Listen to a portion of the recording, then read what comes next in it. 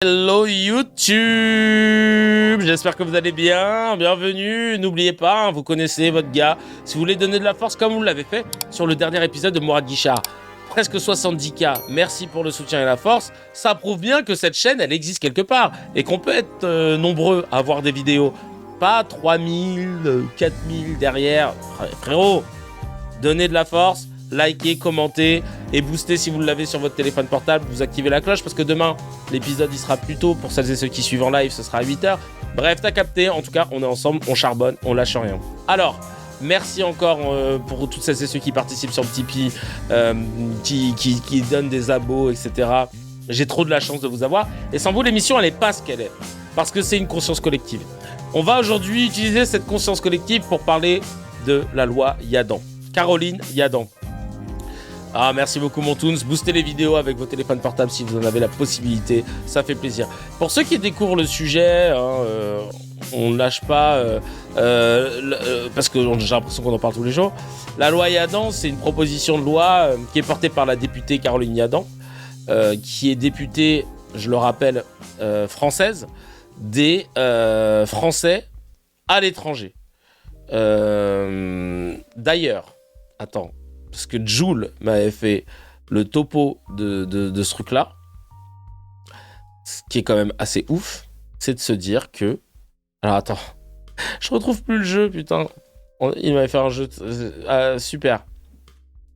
Je vais vous faire un jeu, mais non, ça marchera pas parce que je l'ai fait à l'envers. J'allais vous dire, est-ce que vous connaissez Roland Lescure, Éléonore Carrois, Vincent Corre, Pierre-Alexandre Anglade ou encore Frédéric Petit dans le chat? Est-ce que vous connaissez ces personnes que je viens de citer? Normalement, vous allez me dire, pas du tout. Roland Lescure, Éléonore Carrois, Vincent Corre, Pierre-Alexandre Anglade ou encore Frédéric Petit. C'est normal? Eh bien, alors que si vous connaissez Caroline Yadan, là je vous pose pas la question. On sait que c'est la députée des Français de l'étranger. Bah, les gens que je vous ai cités, c'est tout simplement les autres députés qui occupent la même fonction que Caroline Yadan. Ils sont députés des Français à l'étranger, mais on ne les équipe. Nous, on connaît Meilleur Habib, qui était l'ancienne Caroline Yadan, qui écrit des textos à Macron. On connaît Caroline Yadan qui se vante de dicter à un ministre ce qu'il doit dire, voire ment pour mettre Francesca Albanese dans la sauce. Et donc Roland Lescure, il est en fait député des Français aux États-Unis, Canada. Éléonore Carrois, député des Français au Mexique et en Amérique centrale, Caraïbes, Amérique du Sud. Caroline Yadan, elle est députée des Français qui habitent en Italie, en Grèce, en Turquie, en Palestine, à Chypre, à Malte et en Israël. L'avez-vous déjà entendu parler des Français qui sont en Italie, en Grèce, en Turquie, à Chypre ou à Malte? Jamais. Vraiment, t'inquiète, on va le passer justement, Toons. Et donc vraiment, tu te dis, mais c'est quoi le délire? Yadan, en 2 ans, elle a été une fois en Italie. Oh putain. Non, mais c'est un truc de fou. Yadan, c'est celle qui explique au calme que fuck antisémitisme et antisémite. Ah bon, elle avait dit ça? Non, je pensais pas. Généralement, il y a 25% de participation sur cette circo. Bah ouais, la participation, elle est très faible. Et d'ailleurs, Jules nous avait fait le taf. Elle a été élue avec seulement 22% des voix, si je dis pas de bêtises. Tout ça pour vous dire que... est-ce que t'as entendu le député Amérique du Sud quand il y a eu le souci au Venezuela?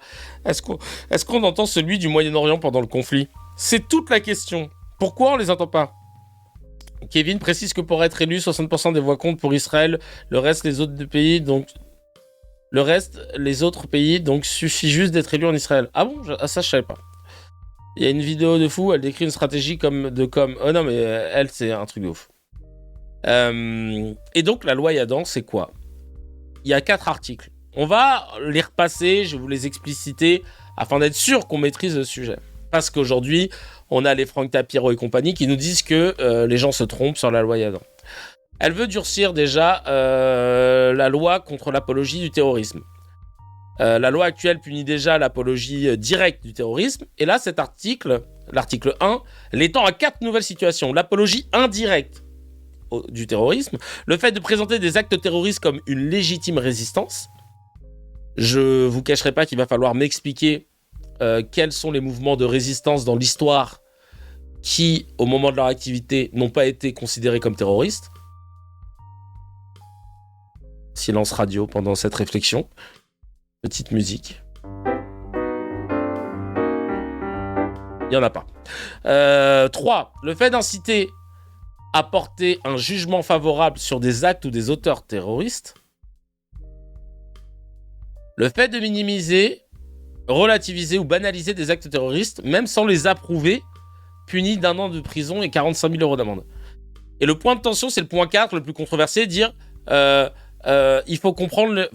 Par exemple, le contexte colonial explique la violence, il faut comprendre les raisons du 7 octobre, pourrait être poursuivi comme une banalisation, même si la personne condamne explicitement les actes en disant le massacre du 7 octobre, c'est un acte terroriste, il est condamnable, c'est un crime de guerre, c'est un crime contre l'humanité, mais il s'inscrit dans un... à partir du mai, tu peux tomber. Et ce flou, volontairement ou non, hein, ça ouvre un espace juridique très large. Ensuite, il y a l'article 2. À Varsovie, ils n'ont pas accusé l'insurrection du ghetto. Non mais frère, bien sûr. Et Jean Moulin, c'est un terroriste par rapport à l'État en place, au système en place au moment des faits. Mandela, c'est un terroriste avec l'ANC par rapport à l'apartheid au moment des faits. Enfin, tout est terroriste dès lors, toute résistance est terroriste dès lors qu'ils sont contre un système. Faut pas dire mais en fait. Ouais, non, c'est ça. Faut pas dire mais, et normalement ça passe. Article 2, nouveau délit, provoquer à la destruction d'un État. Ce qu'il fait, créer de toutes pièces un nouveau crime dans le code pénal, provoquer à la destruction, à la négation d'un État. Puni de 5 ans de prison et 75 000 euros d'amende. Alors ça, en fait, ça vise les slogans comme From the river to the sea, ou les appels à démanteler l'État d'Israël. Mais le problème est énorme, encore une fois, c'est qu'aucun autre État au monde ne bénéficie de cette protection dans le droit français. Appelé à la dissolution de la Corée du Nord, de l'Iran, des Mollahs, la Russie de Poutine, c'est légal. Appelé à la fin de l'État d'Israël, 5 ans de prison. Et là, ça crée une asymétrie inédite dans le droit français. De plus... appel à la fin de l'État d'Israël en tant qu'État ethno-national au profit d'un État binational, ça ne veut pas dire appeler à la destruction d'un État. Et donc là, les juristes ils vont dire, putain, ça va être compliqué de s'y retrouver, tu vois. Ensuite, l'article 3, c'est de faciliter les poursuites des associations antiracistes. Cette technique, mais c'est important, en gros, les associations comme la LICRA ou le CRIF pourront se porter partie civile plus facilement, notamment pour les nouveaux délits de l'article 2 qu'on a cité juste au-dessus. Donc, appel à la destruction d'un État selon leurs termes. Elles n'auront plus besoin d'attendre qu'une victime individuelle porte plainte. Elles pourront agir directement. Et il y en a certains qui craignent que ça donne du pouvoir de poursuite très large à des associations dont le positionnement est parfois partisan sur le conflit israélo-palestinien. Et enfin, non, justement, avec cette loi, si tu dis que la Corée doit être un seul pays, tu peux être jugé comme antisémite. Ouais, franchement, c'est un truc de ouf. Et enfin, article 4, élargir la loi Guesso contre la négation de la Shoah. Ce qu'il fait, c'est que la loi Guesso de 90 punit la négation de la Shoah. Cet article l'étend de 3 façons. Elle s'applique désormais aussi à la négation du rôle de Vichy dans les déportations, pas seulement aux crimes directement nazis. Elle punit désormais non seulement la négation totale, mais aussi la minimisation, relativisation ou banalisation, même formulée de façon déguisée, dubitative par insinuation ou analogie. Ouais, frère. Limite, si jamais tu l'as pensé mais que tu l'as pas dit, j'ai vu. Quoi ? J'ai vu là sur ton regard. T'as pensé à de l'apologie là ? Hein ? Si. Bah Zemmour est dans la mer. Et d'ailleurs, pour montrer que c'est pas une cabale contre les anti-sionistes ou quoi que ce soit, ils ont cité Zemmour comme exemple. Pour dire, bah lui, il serait condamné par exemple. Comparer Israël au régime nazi est explicitement qualifié de banalisation outrancière de la Shoah et devient donc punissable à ce titre. Et donc là, pareil, troisième point majeur, comparer des politiques d'un État à d'autres politiques historiques est un exercice normal dans le débat intellectuel ou académique. Des historiens comme Ilan Pappé, qui je le rappelle est israélien et juif, ou des juristes de l'ONU utilisent des comparaisons avec d'autres situations historiques pour analyser Gaza. Et donc ce point pourrait les exposer à des poursuites en France, y compris de citoyens étrangers qui publieraient en France. Et c'est là que le bas blesse. Il y a eu plus de 600 000 personnes qui ont signé une pétition sur le site de l'Assemblée nationale pour dire qu'ils étaient contre cette loi. Et des gens ont voulu répliquer avec une pétition sur le site de l'Assemblée nationale pour la loi Yadan, qui récolte pas moins de 240 signatures. Évidemment, c'est surréaliste ce qui se passe. Et ce serait dingue que ça puisse passer. Ce serait vraiment dingue. De manière implicite, ça veut dire le jugement implicite du juge. Ouais, non mais c'est ça qui est flippant. C'est de manière implicite, c'est-à-dire que tu l'as sous-entendu. Mais comment tu détermines le sous-entendu ? Qui va devoir le déterminer, etc. Et c'est là que le juge Marc Trévidic, ancien juge antiterroriste, étrit la loi Yadan en disant « mais c'est impossible ». On regarde ça. Tout de suite, c'était au micro de l'UMA, c'est ça ? Et cet élargissement, il est considérable. Pour un juge. Je n'avais jamais vu ça. La notion de provocation implicite au terrorisme. Vous imaginez ce que ça veut dire ? Moi, je suis juge, il va falloir que je cherche, faire censeur de la pensée des autres, essayer de savoir ce qu'a voulu dire une personne de façon implicite, s'il a vraiment voulu provoquer à une action terroriste ou pas. Vous imaginez le travail ? Ça devient surréaliste. Non seulement on est dans le délit d'opinion, mais il va falloir en plus essayer de trouver un délit implicite d'opinion. Donc ça devient complètement ubuesque. Et déjà, le terrorisme est la notion la plus floue du droit pénal français. Il faut bien le comprendre. On a une définition floue et large. En France, une simple atteinte au bien peut être qualifiée de terroriste. Donc vous mettez cette notion floue de terrorisme et vous mettez à côté la notion de provocation implicite. Vous mettez deux notions très très floues, imprécises, et vous demandez à un juge de juger ce genre de choses. Mais ça va être tout et n'importe quoi, ça va être de l'arbitraire le plus total. Ça me paraît contraire à nos principes. Turn the TV off. On aurait pu finir ce scan ici, parce que c'est un ancien juge antiterroriste, Walid, tu voulais savoir. On aurait pu finir là-dessus, parce que clairement, tu te dis, mais wesh. Chamallow qui dit, heureusement qu'il reste quelques juges intègres en France, la plupart à la retraite, malheureusement. Ouais. C'est comme maintenant qu'ils sont plus en activité, ils se disent, vas-y, je balance tout. Regardez comment la présidente de l'Assemblée nationale prend des pincettes par rapport à cette loi. C'est une honte, mais bon. 50 000 personnes ont signé la pétition sur le site officiel de l'Assemblée nationale contre ce texte. Ça ouvre la porte, au-delà de 500 000, à un débat à part dans l'hémicycle. Il sera organisé, ce débat. Alors, là, il y a un processus qui est fixé par le règlement. Déjà, moi, je suis très attachée, comme vous le savez, à la parole des citoyens. Donc, justement, il faut toujours entendre ce que les citoyens nous disent.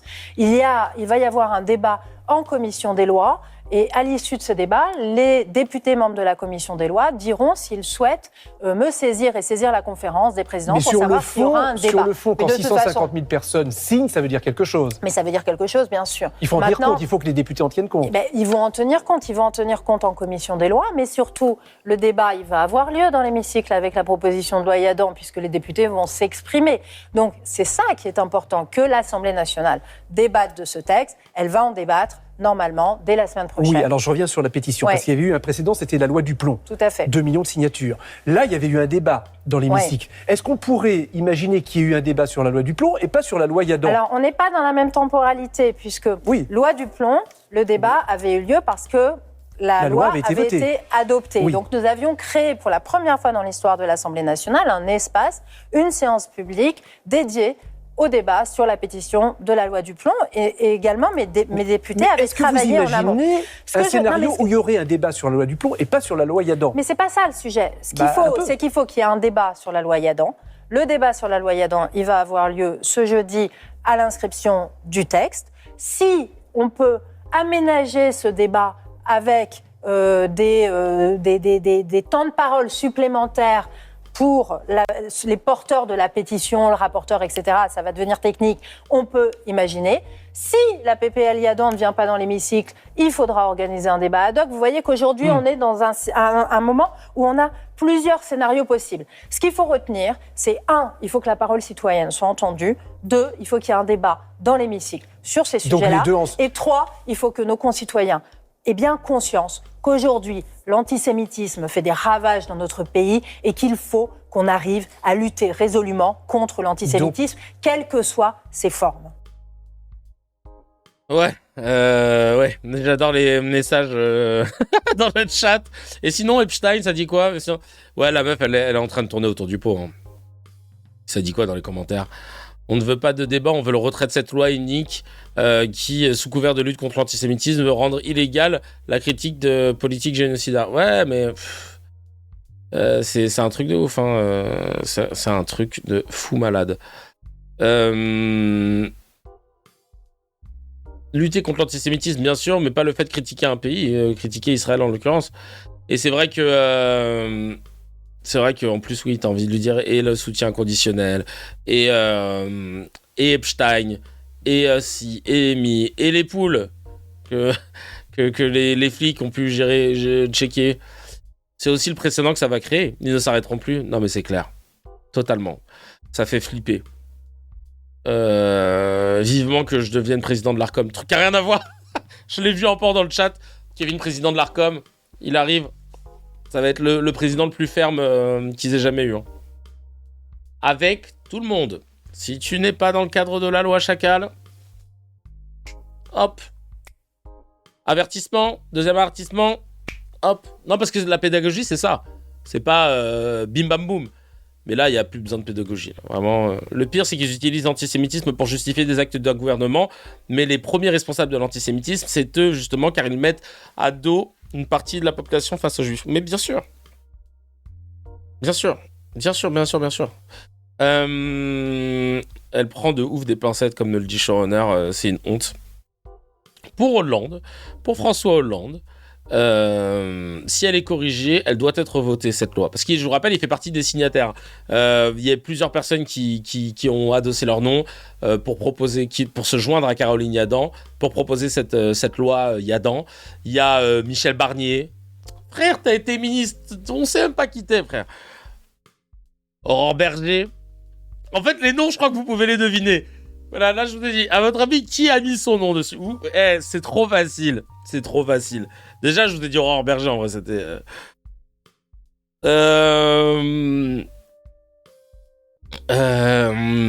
si tu es président demain... je veux pas être président. Glucksmann... Attends, je vais mettre sur la proposition de loi Yadan. On va voir.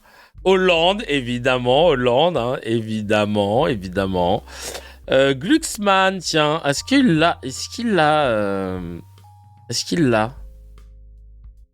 Proposition de loi. Comment ça marche sur le site internet, là? Ensemble pour la République. Ah, voilà. Alors. Epstein. Glucksmann, non. Il l'a pas signé, dis donc. Là, je vérifie à vue, mais non, il l'a pas signé. Glucksmann, il l'a pas... Gage. Est-ce qu'on a du Gage? Oui, Jérôme Gage, bravo. Valls. Non. Je pense que c'est parce qu'il y a eu un problème de calendrier, il n'a pas eu le temps. Prisca Thévenot, évidemment. François Hollande, évidemment. Julien Drey. Eh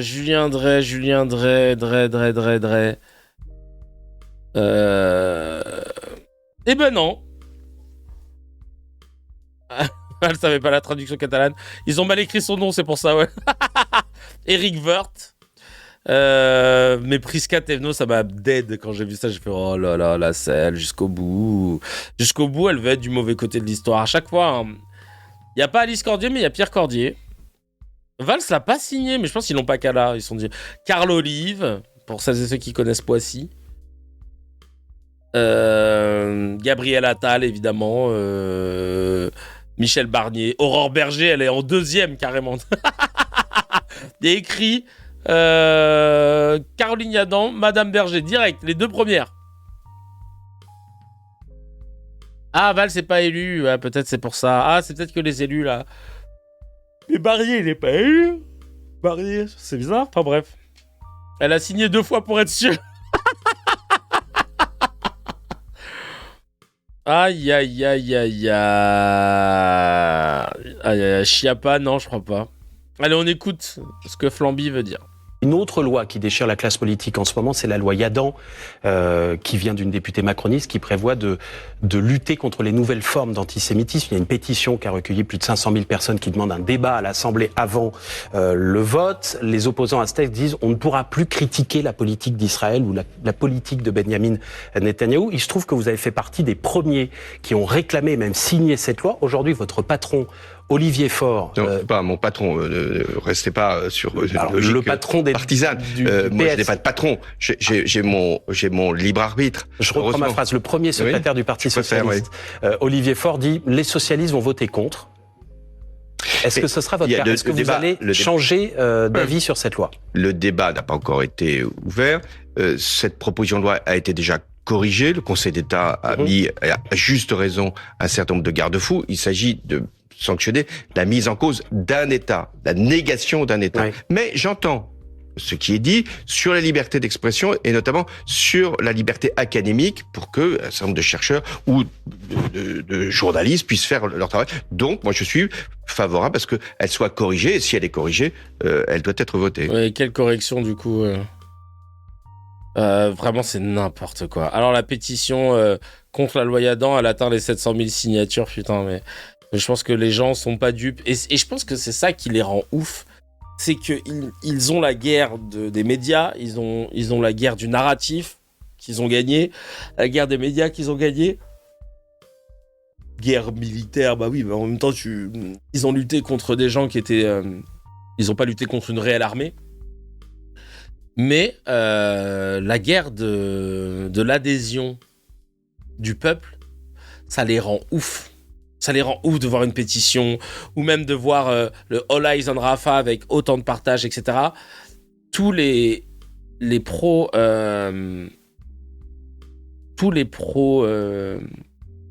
crimes de guerre, crimes contre l'humanité, Netanyahou, quoi, tu vois. Ça les rend ouf de voir que les gens ne rentrent pas dans leur kayfabe. Pourtant, c'est implicite. On est les gentils, c'est les méchants. Qu'est-ce qui... Quoi ? Attends, je comprends pas. Je refais encore du Nabil. De voir que leur propagande ne prend pas, ça leur met un somme de ouf. Parce que tu le vois, Arthur, il le dit régulièrement quand il prend la parole sur ce sujet, de dire « Je comprends pas l'empathie. Pourquoi les gens n'ont pas d'empathie et tout ?» Ils en ont. Mais elle va pas vers Netanyahou et les gens qui pullulent dans son armée et les crimes de guerre, les crimes contre l'humanité et la plainte de l'Afrique du Sud auprès de la CIJ pour génocide. C'est tout. C'est tout. Par contre, je me rends pas compte 700K si c'est beaucoup. Chacal, tu t'imagines même pas comment c'est beaucoup 700K. Le précédent, c'était la loi Duplon avec 2 millions. Mais sinon, les pétitions, elles dépassent rarement les 100 000. Et encore, rarement les 1000 même. Donc non, c'est un truc de ouf. C'est un truc de ouf. Hop, on continue avec... Voici le patron de François Hollande. Il me dit le showrunner. Olivier Faure, qu'est-ce qu'il dit ? Voici qu'arrive à l'Assemblée nationale un texte très controversé. C'est la proposition de loi de la députée Renaissance Caroline Yadan. Un texte contre... Elle n'est pas à 1 million, elle est à 700 000. Les formes renouvelées de l'antisémitisme depuis l'attaque terroriste du Hamas le 7 octobre 2023. Alors cette proposition de loi, elle sera examinée à partir de jeudi prochain. Ce qu'il y a dedans, elle propose de sanctionner notamment des propos présentant des actes de terrorisme comme une légitime résistance. Et puis surtout, le texte crée un nouveau délit qui réprime les appels à la destruction d'un État, passible d'une peine de 5 ans d'emprisonnement et de 75 000 € d'amende. Question d'Alix Bouillaguet. Il y a aujourd'hui 2 socialistes qui sont signataires du texte, pas des moindres, François Hollande et Jérôme Guedj. Des socialistes qui se sont dans un premier temps abstenus lors de l'examen en commission, avant finalement de décider de voter contre jeudi lors des débats. Pourquoi ce revirement ? Non, il n'y a pas eu de revirement. Il y a eu, le groupe socialiste n'avait pas été interrogé sur ce qu'étaient les conclusions de la commission. Donc les commissaires se sont abstenus.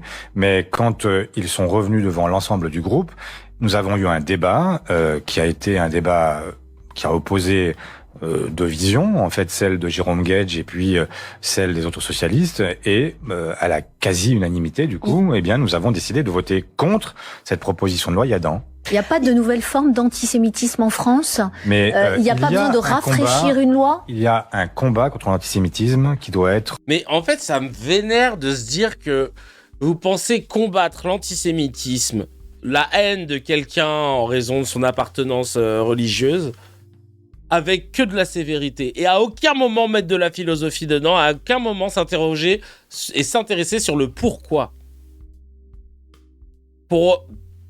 Et ce que je vous disais hier, annihilé par cette fameuse réponse « parce que juif ». Non. Si tu vas là-dessus, chacal, mais alors dans ce cas, moi je vais faire la même. À chaque fois qu'on va me dire « eh ben fais attention là, avec ton vélo, t'es passé au rouge. Ah ouais, parce que noir ?» Tu vois ? En fait, tu annihiles totalement le débat. Et comme il n'y a plus de philosophie, au sens noble du terme, pas comme Raphaël Enthoven et BHL, naturellement, on n'a que des réactions sur l'émotion et que des réactions autoritaires. Je peux combattre le racisme en disant à un raciste « arrête d'être raciste. Je vais te coller 12 000 € d'amende dans le cul. Et puis tu vas finir en prison pendant 5 ans. Or t'arrêtes d'être raciste. » Tu crois que le raciste, il va te dire quoi ? Ah ouais, j'avoue... Non, je vais arrêter d'être raciste. Parce que les 12 000 € là, ça fait mal au cul. Non, je vais arrêter d'être raciste, tranquille. Je vais arrêter. C'est un truc de ouf en fait. Ils ne veulent plus s'intéresser au pourquoi. On ne veut plus mettre de philosophie. On veut simplement être dans la réaction, dans l'émotion et dans l'autoritarisme. Mais ça ne marchera pas. Preuve en est, elles existent déjà les lois. Preuve en est, aux États-Unis, il y a la peine de mort. Bah, ça n'empêche pas les gens de tuer des gens. Voilà. Dans certains États, il y a quand même la peine de mort. Bah, ça n'empêche pas les méfaits. Donc, il y a un moment, il faut arrêter avec ça, chacal.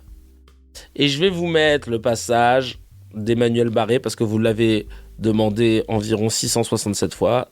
Il n'y a pas de souci. On va conclure le scan avec Emmanuel Barré qui fait la petite marionnette. Mais c'est un truc de ouf, hein. Je comprends pas. Je comprends pas. Bref. On va regarder, tiens. Avec une loi comme ça, par exemple, si on devait voter la loi là-dedans, on n'aurait plus de discours comme celui-ci, par exemple. On a, alors d'abord, des exemples historiques comme celui d'Israël, j'en ai pas non plus d'autres. Vous voyez ce que je veux dire ? Là, pour moi, l'Israël qui s'est enfermé dans ce spectacle actuel, ça, c'est un cas, c'est un cas unique. Ouais. C'est nouveau pour moi. Donc, enfin, c'est nouveau. Ça fait 40 ans que ça dure. Mais l'idée folle, c'est et si on comprenait un peu les autres ? Parce que les Israéliens, ils ont un problème fondamental. C'est ils agissent au nom de la souffrance. Je comprends la souffrance qui leur est infligée. Il y a eu le 7 octobre. Là, je ne débat pas sur 7 octobre. Il y a eu, depuis des années, les bombardements, enfin les roquettes, le harcèlement. C'est plus du harcèlement que existentiel, faut être honnête, hein, sur ce que fait le Hezbollah. Enfin, il y a des morts. Ouais, mais c'est du harcèlement. Vous appelez ça comme vous voulez. Quand il y a des morts, pardon, encore une fois, général, si c'était des morts français, arrêtez si on tirait. Ce n'est pas existentiel. Vous appelez ça comme vous voulez. Si des roquettes étaient tirées, je sais pas quoi, Belgique en direction de la France, vous diriez pas, bon, c'est peut-être pas existentiel de l'État, mais enfin, on peut pas tolérer ça. C'est sûr. On ne peut pas tolérer, mais la solution, elle est à long terme, et c'est le Liban. Là, les Israéliens se comportent, ils justifient tous leurs actes, y compris, de mon point de vue, les plus criminels, par leur souffrance. Le fait qu'ils ont souffert, donc il y a eu le 7 octobre, et il y a eu ce harcèlement du Hezbollah, et donc ça leur donne tous les droits. Moi, je prétends que Israël n'a pas le monopole de la souffrance. En revanche, Israël a le monopole de la violence. En gros. Et il y a une différence. Vous ne pouvez pas dire ça. Ça veut dire quoi, le monopole de la violence ? Dans la région. Oui, ce que l'Iran a fait. Dans la région. Ce que le Hamas a fait. Oui, le Hezbollah a fait. Le 7 octobre. OK.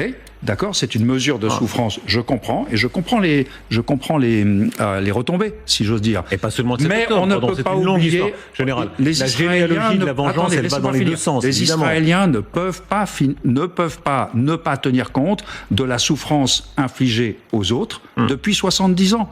Donc les Israéliens prétendent qu'ils ont le monopole de la souffrance. Non, ils n'ont pas le monopole de la souffrance. Et à partir du moment où ils comprendront que on est deux de jeu, peut-être que le monopole de la violence sera perçu différemment. Un mot sur la...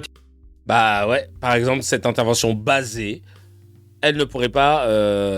elle tomberait sous le coup de la loi Yadan. Tout simplement. Tout simplement. Magali Lafourcade, magistrate et secrétaire générale de l'éminente Commission nationale consultative des droits de l'homme, est contre la loi Yadan qu'elle trouve liberticide et anticonstitutionnelle. On écoute tout de suite. L'arsenal législatif existant était suffisant. Alors non seulement l'arsenal est tout à fait suffisant, mais cette loi me paraît dangereuse. C'est-à-dire que comme la... Il mérite la trompette basée. Tu parles de ça ? Voilà, bravo. C'est vrai. La trompette. Très bien dit Noël Mamère, elle procède par amalgame et elle laisse entendre que les Juifs de France seraient solidaires de la politique de Netanyahou. Et ça, c'est extrêmement problématique parce que ça fait renforcer un préjugé que nous, à la Commission nationale des droits de l'homme, nous évaluons tous les ans, puisque depuis 1990, nous sommes le rapporteur national indépendant sur la lutte contre le racisme et l'antisémitisme. Et on voit que ce qui a le plus progressé ces derniers temps dans les préjugés antisémites, c'est le problème de la double allégeance. Et donc plus vous assimilez, qui existait bien avant Israël, puisque c'était déjà ce qu'on reprochait au capitaine Dreyfus, c'est-à-dire de ne pas être un Français comme les autres, parce qu'il serait intéressé par d'autres causes. Et donc là, dans l'exposé des motifs, on explique qu'il y a un lien consubstantiel, c'est le mot qui est utilisé, entre la haine des Juifs et la critique d'Israël, alors que beaucoup de personnes, y compris en Israël... C'est comme ça que c'est tourné, Magali Lafourcade. Oui, mais c'est comme ça qu'après ça va être interprété par les tribunaux. Le problème, c'est qu'il y a la loi et l'interprétation de la loi. Et donc, elle est problématique parce que ça veut dire qu'elle va mettre en danger la liberté d'expression, la liberté académique et surtout, elle rompt avec l'universalisme qui est le cadre constitutionnel français, c'est-à-dire toujours sans distinction de race, d'origine, de religion, qui est pour tourner le dos définitivement aux lois de Vichy. La France a érigé dès 1946, puis ensuite en 1958 dans sa constitution, le fait qu'on n'allait pas diviser la famille humaine et que là, c'est un moyen de porter l'accent sur une essentialisation qui est contraire au cadre républicain français. Donc c'est pour ça que pour moi, c'est vraiment une loi dangereuse. Alors, elle n'est pas nécessaire et selon vous, elle est dangereuse. Bah, basée, encore, la trompette basée. Cette intervention, pareil, pourrait avoir poser beaucoup de problèmes. Merci beaucoup en tout cas à cette dame. Et Luc Ferry, il est sur LCI avec sa pote visiblement pour parler de la loi Yadan. Analysons comment il en parle, la 800. C'est parti. C'est une corne de brume, ouais, c'est ça. Mais trompette basée, je trouve ça très drôle. D'antisémitisme qu'elle estime parfois dissimulé derrière l'antisionisme. Bonsoir Luc Ferry. Bah ça c'est vrai. Non mais dites-moi bonsoir. C'est exact. Hein. Même pas de bonsoir. Non mais je vous réponds tout de suite parce que vous me lancez là un scud. Bonjour Margot, y a rien quoi. Oui, je vais vous dire bonsoir Margot. Voilà, quel c'est plus bonheur sympa de vous retrouver. Et vous avez le... Excusez-nous, on vous gêne. Incroyable. Salut amical de mon ami Finless, qui est le grand journaliste de l'île Maurice et qui nous regarde tous les soirs. Voilà, et qui vous adore. Ah merde, un journaliste mauricien. Ah non, de l'île Maurice. Eh bien, vous lui passerez également le bonjour, mais revenons à notre sujet de ce soir. La loi Yadan, qui divise, voyons sérieux, même dans le bloc central. Ah vraiment, c'est la famille là. Limite, on est gênés, tu vois. On n'a pas envie de vous déranger, les gars. Ah là là là là là là. Je te jure, le gars est tellement pressé de nous chier dessus, il a pas pu retenir sa diarrhée. C'est finement dit, mais ouais. Ça filme, là ? Ça filme ? Alors, moi, je vais vous dire quelque chose qui va vous paraître peut-être absurde ou en tout cas paradoxal, contradictoire. Je l'ai sous les yeux, la loi. Je l'ai lu parce que, voilà, cette dame dit très souvent, les gens n'ont pas lu ma loi, ils savent pas ce qu'il y a dedans. Donc non seulement je l'ai lu, mais je l'ai annoté sérieusement. J'ai pas une virgule à changer à cette loi. Si c'était un article du Figaro, je le signerais moi-même. Si c'était une pétition, je la signerais. Voilà. Je pense que tout est juste dans ce qu'elle a dit, cette proposition de loi, parce que ça n'est qu'une proposition. T'es mal le santé, ce qui est écrit. Philosophe. Faut qu'on arrête avec ça, les frères. Aïe, aïe, aïe, j'avais pas vu. Oh là là. Ouais, on se doute bien que t'es d'accord. Philosophe. Presque 1000 sur YouTube. Ah bah, on est 1042 là, tous ensemble déjà. 1042 tous ensemble. Merci beaucoup. Ah non, mais là, vraiment, mais philosophe. Elle sera sûrement pas votée d'ailleurs. Mais c'est une proposition de loi. En revanche, je ne la voterai pas. Vous voyez, c'est paradoxal. C'est un kebab, je le mangerai. Je ne la voterai pas parce que je pense qu'elle confond morale et politique et qu'il faut réfléchir dans une loi aux effets que peut produire la loi. Et je pense que si vous interdisez à des gens de dire que... En France, on donne trop d'importance aux essayistes et aux philosophes, nous dit Jules, et il a totalement raison. Ça, c'est un des grands marronniers de CKR. On en parle souvent, mais c'est abusé. C'est abusé. Certains n'ont aucune légitimité sur aucun dossier, mais parce que ça fait partie d'un entre-soi, d'une certaine classe sociale, d'une bourgeoisie en somme. Alors de dire que t'écris un livre, c'est toujours bien vu et... fond, allez vous faire mettre. La révolte des Palestiniens, même via le Hamas. C'est un mouvement de résistance à l'oppression israélienne. Il faut dénoncer ça par des arguments politiques, par des arguments philosophiques, par des arguments historiques, mais pas par la loi, parce que quand vous l'interdisez par la loi, vous donnez le sentiment que on n'a plus le droit de discuter et que du coup les gens vont devenir. Moi, si par exemple, si on met, imaginons qu'on mette Rima Hassan en prison ou qu'on la condamne à 6 mois parce qu'elle serait condamnée par la loi, si cette loi passait, elle serait à coup sûr condamnée par la loi. Ça ne ferait que renforcer son électorat. Voyez, donc je réfléchis aux effets de la loi. Oui, mais attends, une loi, les lois elles s'appliquent à tout le monde, pas que aux politiques. Hein, le mec, alors, je vois ce qu'il veut dire, mais la gamberge, elle n'est pas du tout philosophique. C'est-à-dire que toi, tu fais une loi, mais tu dis ouais, mais faut faire gaffe parce que là, ça renforcerait son électorat. Bah oui, mais moi, je suis boulanger. A priori, mon électorat, on s'en bat les couilles. En fait, il dit n'importe quoi. Philosophe my ass. Philosophe my ass. Oui, Slima Hassan. Oui, son électorat antisémite en plus. Non, mais c'est une dinguerie. Il dit n'importe quoi. Il dit vraiment n'importe quoi. Oh là là, c'est incroyable. C'est vraiment philosophe éclataxe. Loi. Je vais être très clair. Alain Finkielkraut a dit qu'il avait honte de ce qui se passait en Israël. Eli Barnavi, donc ancien ambassadeur d'Israël en France, grand historien israélien, donc pas vraiment antisémite, a dit que ce que conduisait le gouvernement de Netanyahou relevait des crimes contre l'humanité. On est très proche du génocide.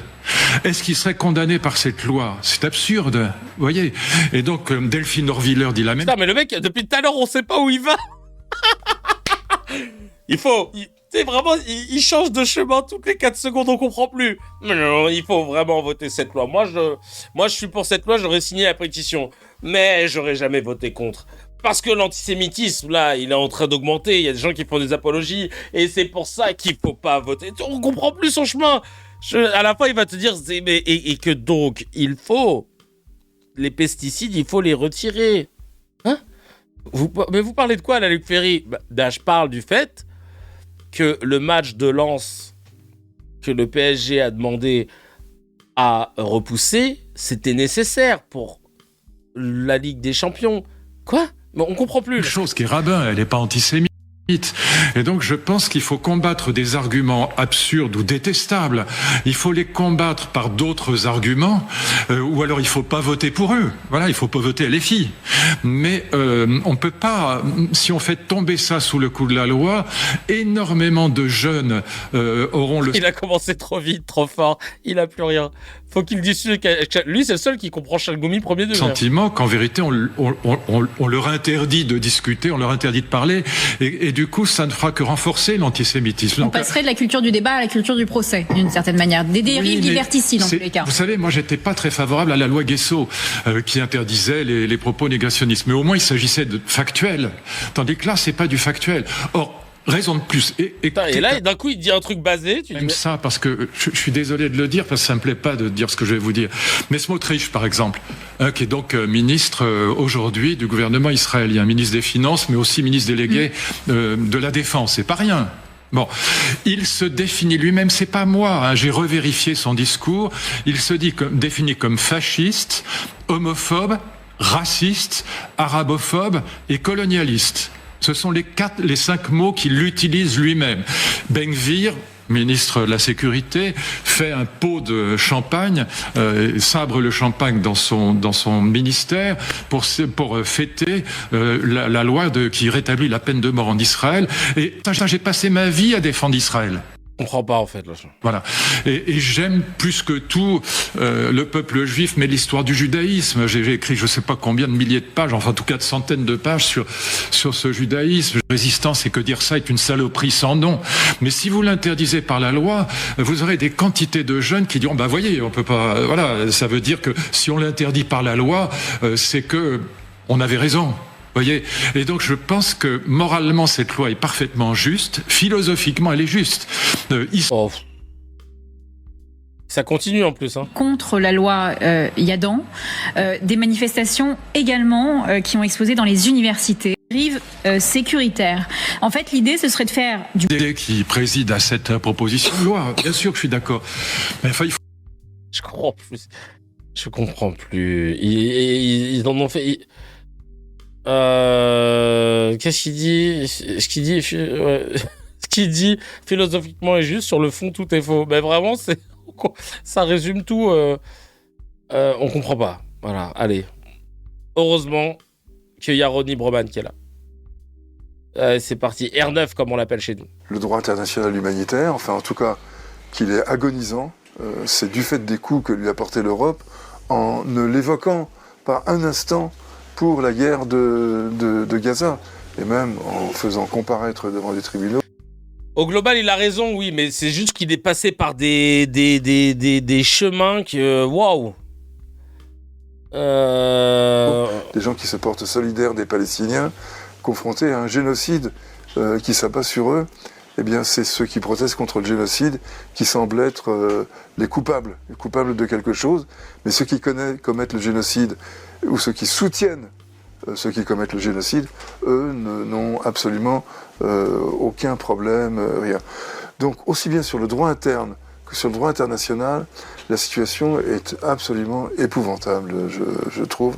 Et nos dirigeants, et pas seulement les dirigeants français, ont pris une très lourde responsabilité en criminalisant la critique d'un État colonial génocidaire, parce je pense qu'il faut appeler les choses par leur nom.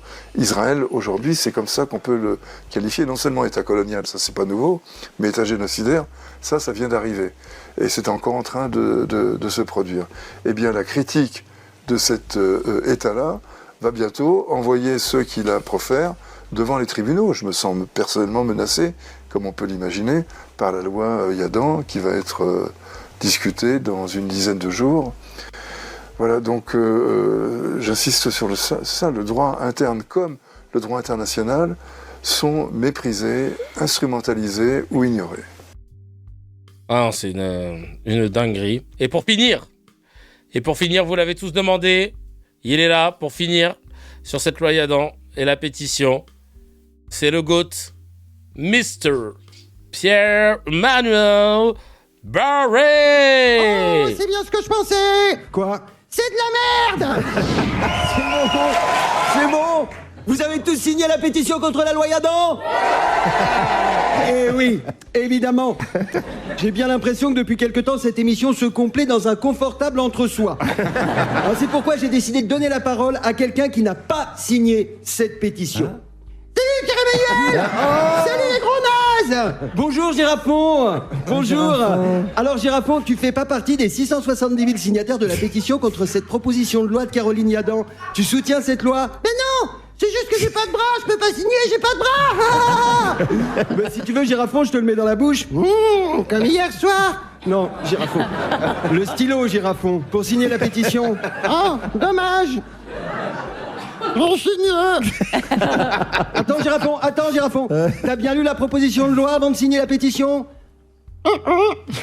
T'es sûr? Je le savais. Tu l'as pas lu. C'est pas bien, Girafon. Avant de parler d'un sujet, il faut se renseigner, sinon tu vas finir sur France Info. Hein? D'accord, ça va, je vais lire ta proposition de loi, là. Lompré, lunettes.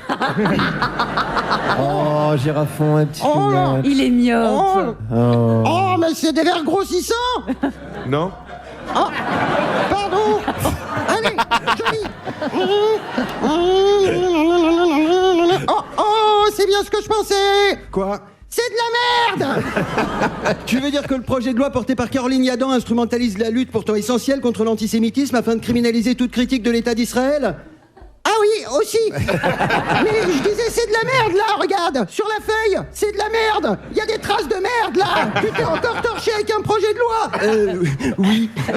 Pardon, je peux pas m'en empêcher, c'est du 80 grammes couché mat, quadrichrome, recto verso, c'est très doux pour le... Mais c'est dégueulasse. Oui, je sais, j'aurais pas dû... Non, la loi, c'est la loi qui est dégueulasse. T'as bien fait de t'essuyer le trou de balle avec, ça mérite pas mieux. Moi, j'aurais même pris directement Caroline Yadan pour me faire relire la rondelle. Girafon, je comprends, c'est tentant, mais je pense pas que ce soit légal d'utiliser une députée pour se nettoyer les fesses. Oh, tant pis. Mais si elle est votée, la loi, ça veut dire qu'on peut plus rien dire sur Israël, c'est ça? Non, disons que ce sera plus risqué parce que le texte rend volontairement flou la distinction entre critique politique d'Israël et antisémitisme.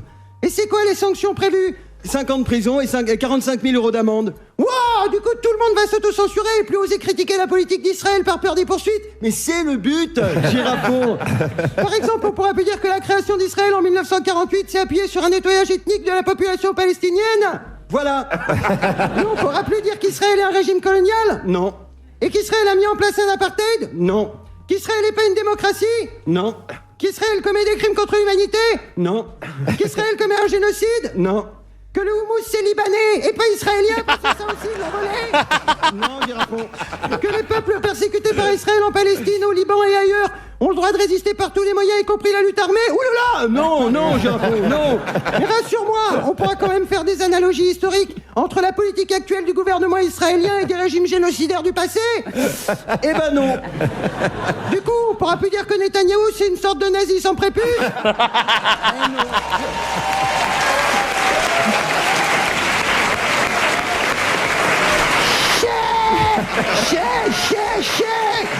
Maintenant, Girafon, tu comprends pourquoi autant de gens sont contre ce projet de loi et ont signé la pétition? Ah bah ouais, dis donc, je comprends, je dirais même qu'il y a que 2 catégories de personnes qui ne l'ont pas signé. Ceux qui ont pas de bras et les vieux fonds de bol de jus de cul qui sont toujours du côté des plus forts. Juste une question. François Hollande, Raphaël Glucksmann, Édouard Philippe, Bruno Retailleau et Marine Le Pen, ils ont des bras? Eh oui. C'est bien ce que je pensais. Merci de m'avoir écouté. Merci beaucoup, Girafon. Aïe, aïe, aïe, aïe, aïe, aïe. Avec la participation de Pierre-Emmanuel Barré qui était là aussi. Et Guillaume Meurice que j'aurai en invité dans mon nouveau format à 22h22 que je fais pour Melty et qu'on tourne ce jeudi. Et ben ma foi, c'était parfait pour conclure. Il est très très très fort le Pierre M. Et Girafon encore plus fort que Pierre M en tout cas.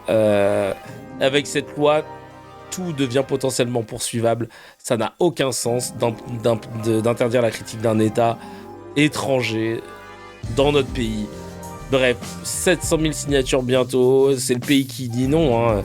Et on espère que ça continuera ainsi. Hâte de voir la suite des événements. Chacal, si tu as kiffé l'épisode, appuie sur abonne-toi, mets un petit j'aime et clique sur la cloche, ça fait plaisir. Pour voir l'épisode en entier, c'est sur la chaîne CKR Replay que ça se passe. Il y a le lien dans la description et évidemment, l'épisode en entier est disponible sur toutes les plateformes de podcast, Spotify, Apple, Deezer.